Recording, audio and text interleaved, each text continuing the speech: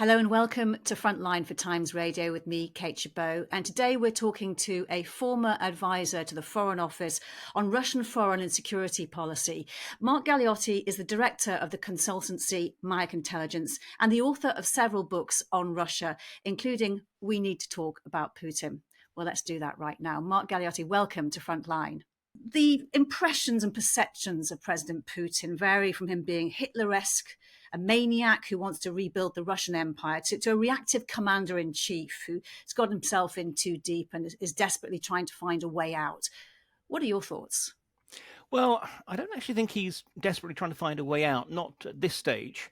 But I think certainly this sort of attempts to sort of present him as some kind of new Hitler or whatever are problematic because I think they lead us to misunderstand what's going on.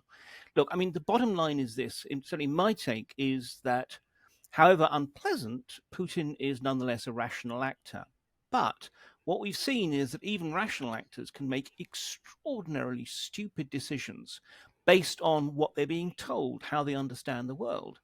Putin stumbled into this war. He thought essentially that Ukraine was not a real country, that the Ukrainians would not really fight, that a matter of weeks and Ukraine would have fallen into his hand like a ripe fruit.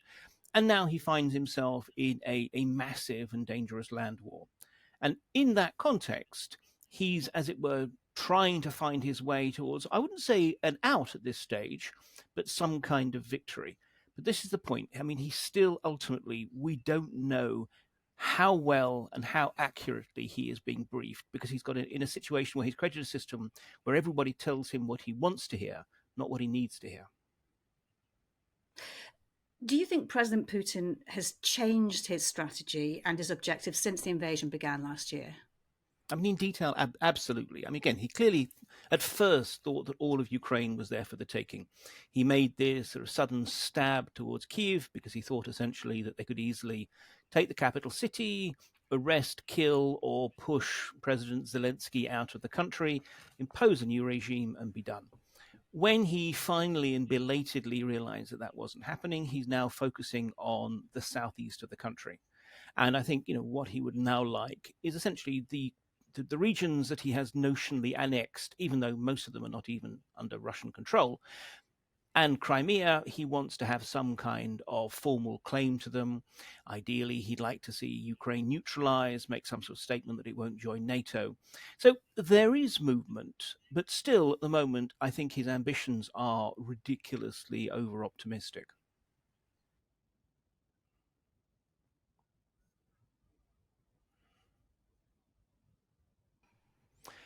Well, look, I think from Putin's point of view, just as he's misread Ukraine, he has misread the West. And he still has this sense that essentially we in the West, we can't stick to one strategy for any length of time. We won't stay united, that we are in effect the ultimate attention deficit disorder system in which today we are absolutely focused on this problem. And then 2 days, 2 months, even 2 years later, something else will arise, all shiny, and we get distracted by that. So I think his view is that if he can last long enough, he can outlast and basically out-endure not just Ukraine, but also the West, because he knows full well that if the West is no longer willing to spend what are, after all, billions of pounds, euros, and dollars every month, not just providing military equipment, but also keeping the Ukrainian economy afloat, then Ukraine's position would be very, very difficult. So, he's working on his assumptions about the West. Now, we can question actually how realistic they are, even with the prospect of potentially a Donald Trump victory in America next year. But I think that's very much where he's pinning his hopes. You mentioned earlier that he is believing the people who are informing him, President Putin. Who has the most influence over him at the moment? And what do you think they're feeding him as information?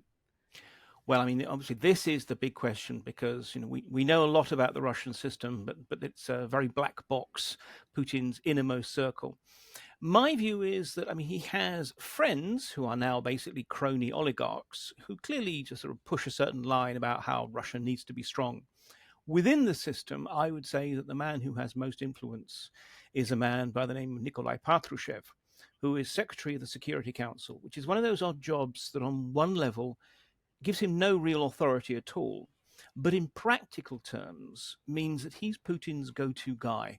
on anything to do with national security, foreign affairs, and such like. And Patrushev, well, I mean, I described Patrushev as the most dangerous man in Russia. I mean, he definitely scares me, quite frankly, because he's someone who almost makes Putin look dovish.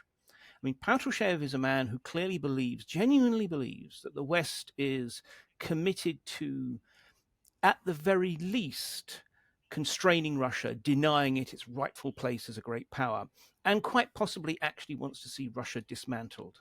I mean, it gives you a sense of this man that, he still seems to believe this nonsense that was put about at one point, that a Russian psychic, of all things, a psychic, read former Secretary of State of America, Madeleine Albright's dreams, and from those dreams divined a long-term program to dismantle Russia.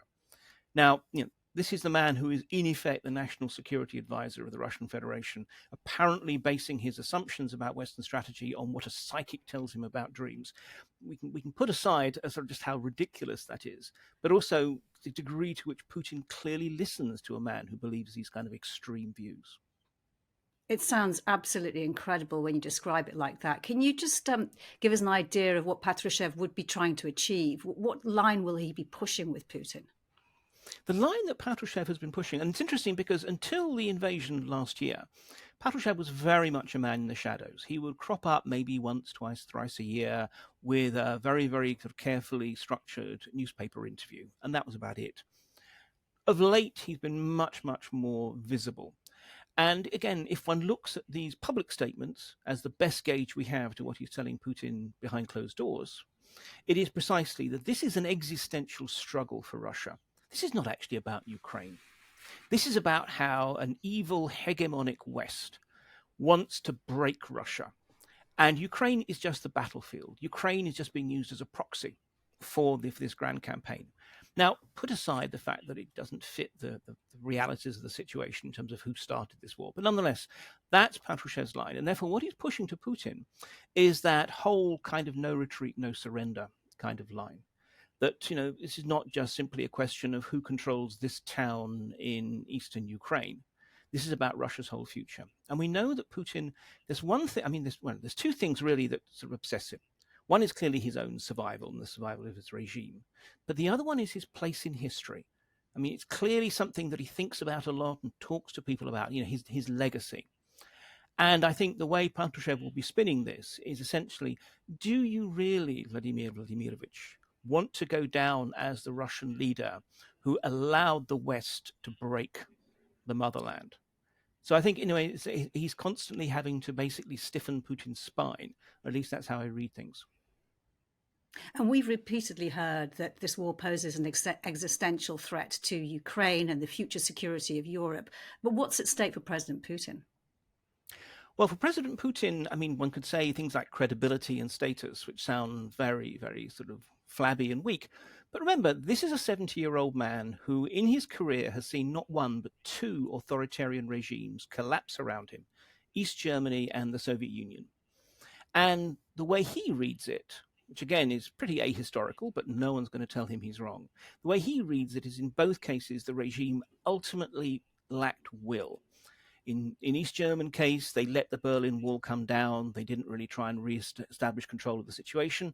And likewise, Gorbachev, with all his reforms and his liberalization, that actually led to the collapse of this regime. So, he clearly believes that if you do not show strength, it is not just that you'll be embarrassed and the historians will write nasty things about you. It's that you might find your whole regime swept away.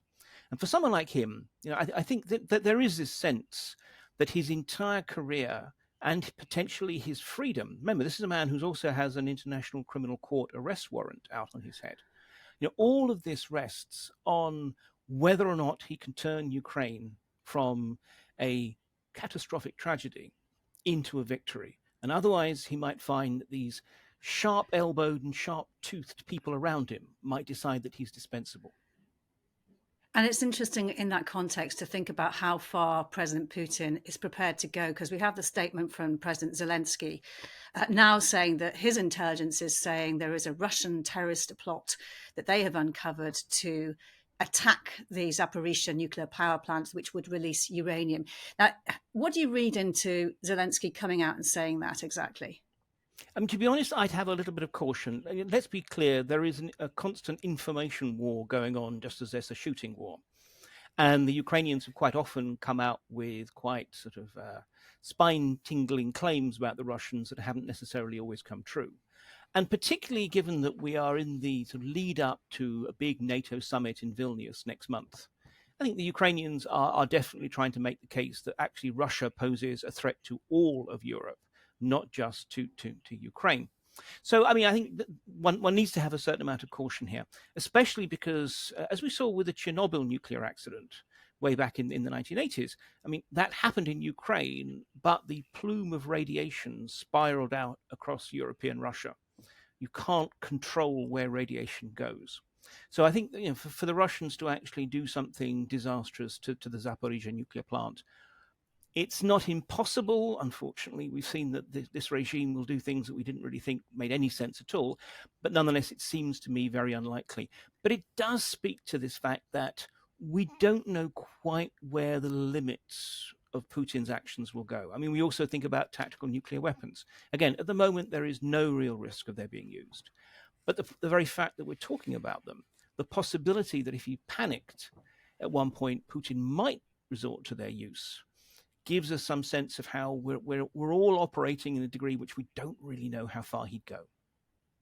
And in that light, Putin has made a speech to graduates of military academies where he stressed the importance of Russia's nuclear forces being able to be launched from land, air and sea. He talks about the Sarmat intercontinental ballistic missiles soon being deployed for combat duty. Is that literally just rhetoric? I think a lot of it is. I think, again, if we're talking about going back to the information war, Putin and the Russians have realized that every time they talk nuke, we in the West pay attention for obvious reasons. And that there are some people in the West who say, look, this is getting too dangerous. It risks spinning out of hand. We need to basically make Kyiv make peace with Russia, even if that means giving concessions to the Russians. Again, I would stress this is very much a minority opinion, but it is there. One encounters it, particularly in continental Europe. So I think this is very much part of the Russians' game. They talk a lot about nuclear weapons and their potential use, not because they're actually planning on using them, but because they know it gets our attention. It's worth noting that President Xi of China, when he visited Moscow at the beginning of this year, very much laid down the law, because the Chinese are very opposed to any breaking of the nuclear taboo for their own reasons. And since then, actually, Putin has had to be a little bit more circumspect. But what we have seen is a whole bunch of Russian academics and think tankers close to the Kremlin of late, starting to talk about potential first use. And in some ways, I think this is just the Kremlin outsourcing its propaganda to academics and the like who are kind of beholden to it. But it shows how the Russians are really trying to encourage those people in the West who actually want to see the war brought to an early end by means of concessions to Russia. Can you explain a bit more about the politics of the power struggles that are going on amongst the Russian forces, be it regular forces or contracted mercenaries in Ukraine?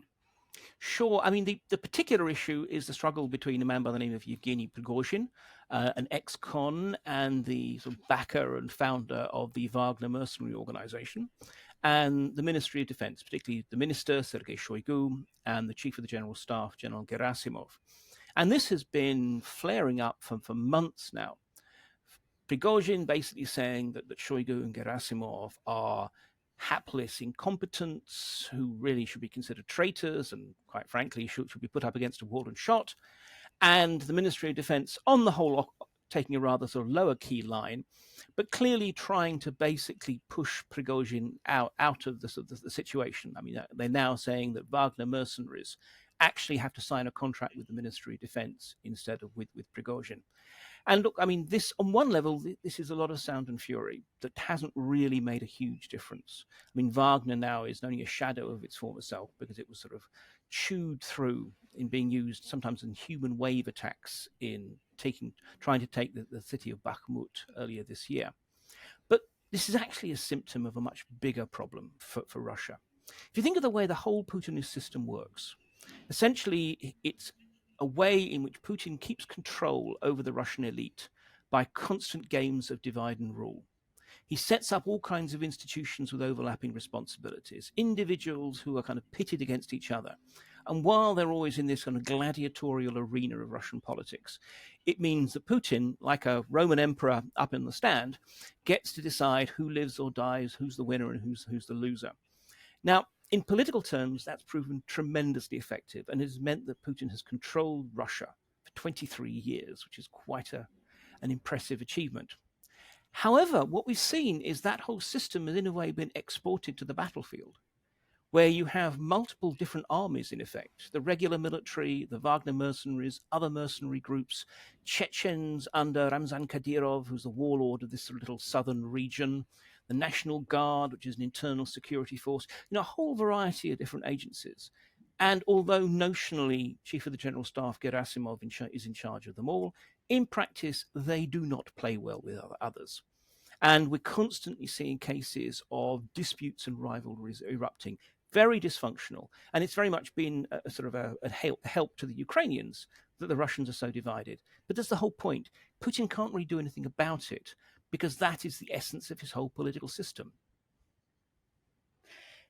If this dysfunctional situation continues on the battlefield as you describe it, is the potential for it to escalate, for it to cause huge divisions within the Russian forces, or do you think it's something that will bubble along and continue as is?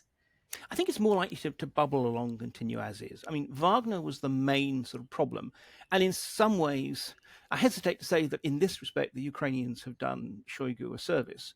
But precisely, Wagner is now such a sort of shadow of its former self that it's no longer as dangerous to the status quo. But at the same time, as I said, I don't think anyone can actually fix this situation. It will just be a constant issue. Now, while the Russians are in the defense, as they are now, trying to weather the hammer blow of the Ukrainian counteroffensive, it matters much less, because basically everyone is metaphorically sort of hunkered down in their individual foxholes.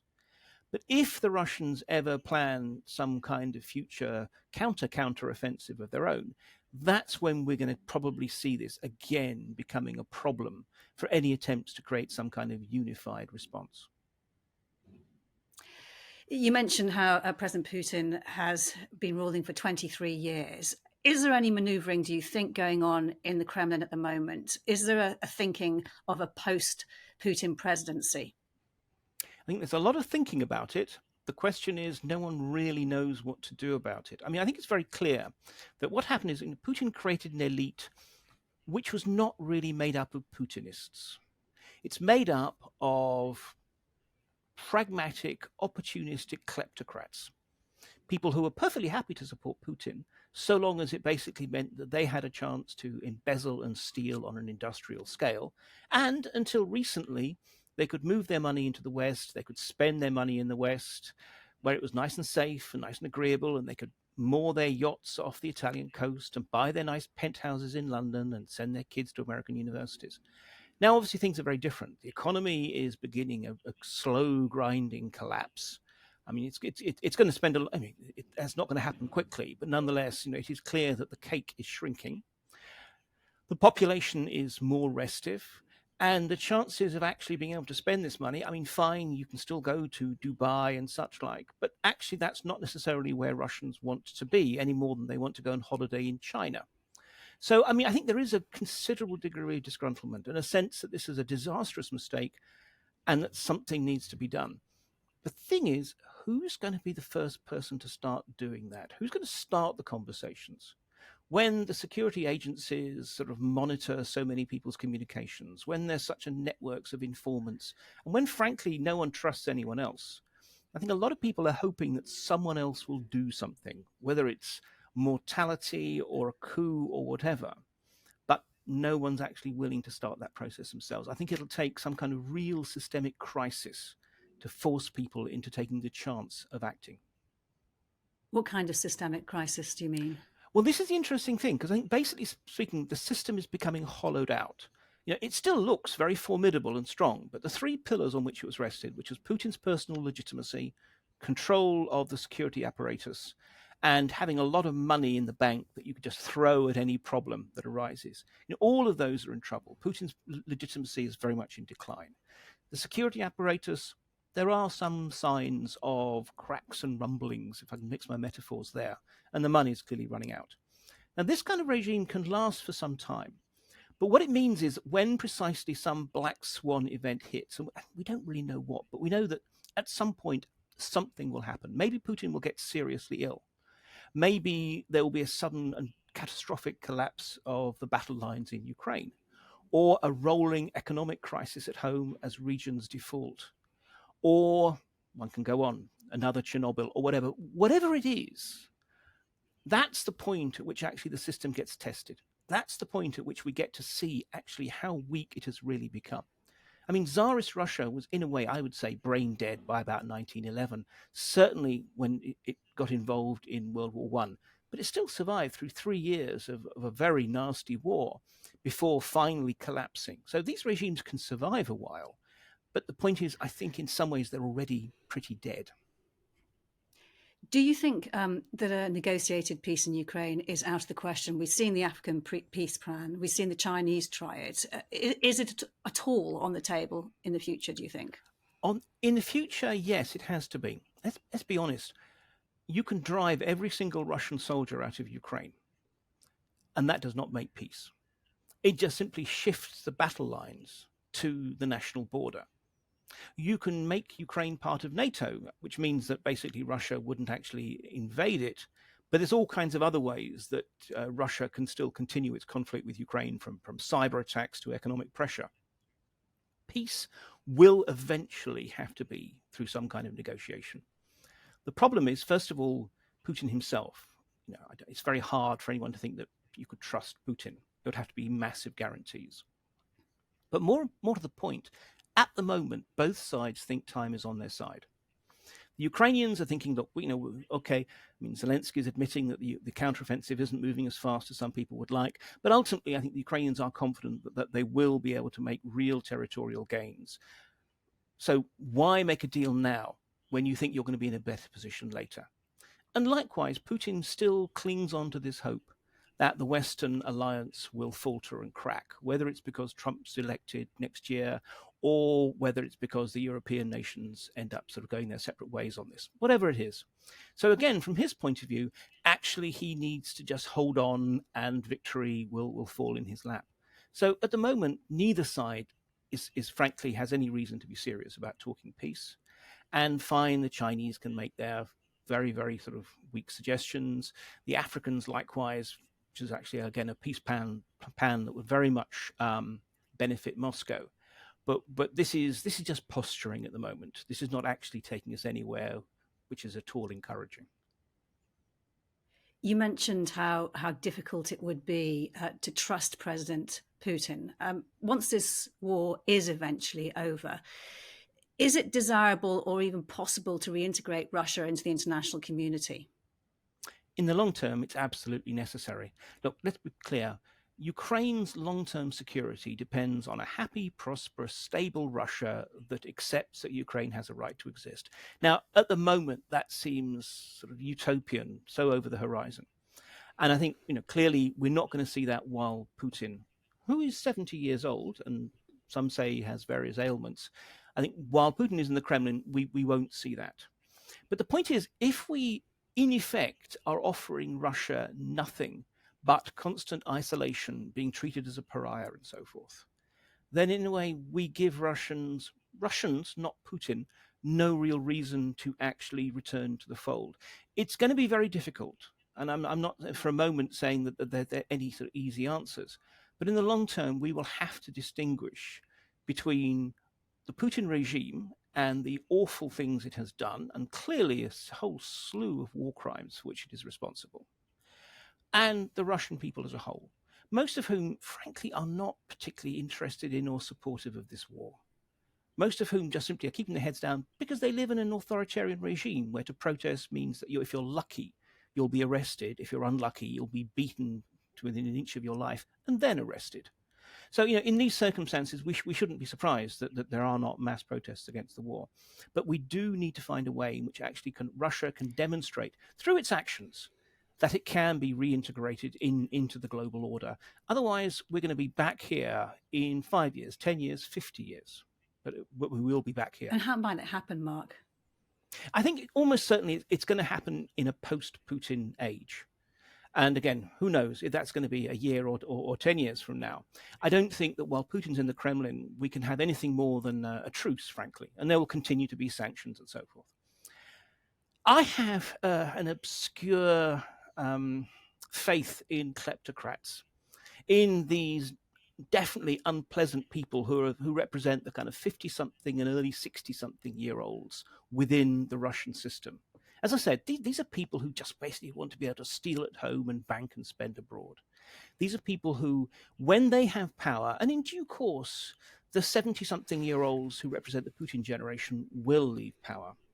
They will have every incentive to basically improve their relations with the West. Now, again, we mustn't just simply assume that all bygones are bygones, but nonetheless, we will have at that point a chance to say, well, okay, but what about reparations? What about sort of addressing the whole issue of culpability for war crimes and such like? We need to understand that we will have leverage at that point, but that we also will have to offer some path rather than just simply saying, well, you've been very bad and you have to stay out in the cold. So I think, again, maybe it's because I'm by training a historian. So I'm able to think in long terms. I'm not talking about what's going to happen in the next few months. I'm talking about what can be happening over the next few years, and if need be, a political generation or two. But the trouble is, I don't see that in Ukraine for obvious reasons, but also in the West for much less obvious reasons, that we're thinking beyond the point at which the guns stop firing. Yes, of course, we have to do everything we can to end the shooting stage of this war and to see Ukraine regain its liberty, its sovereignty, and its territory. But we also have to be thinking about, okay, but what happens on that point plus 1 day, plus 1 week, plus 1 year? Mark Galeotti, it's been brilliant talking to you. Thank you so much for your time today. My You've pleasure. been watching Frontline for Time. Thank you. You've been watching Frontline for Times Radio with me, Kate Chabot. My thanks to Louis Sykes, our producer, and to you for watching. Bye-bye for now.